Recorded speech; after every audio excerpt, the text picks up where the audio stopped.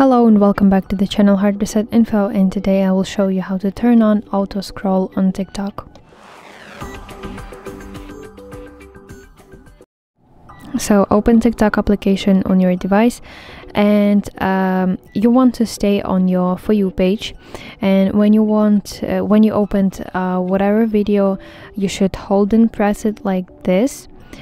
And the auto scroll function should appear right here.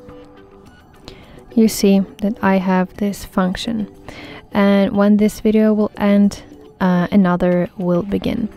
But if you don't have that option, you should go to your profile, and then in the top right corner you see three horizontal lines. This is menu, and here navigate to settings and privacy tab. Here scroll to the very end to the section report a problem right here. Here scroll down and press this button, chat with us, and here you can write a message to TikTok support team. So you should send a request to for this team to enable this feature because you don't have it.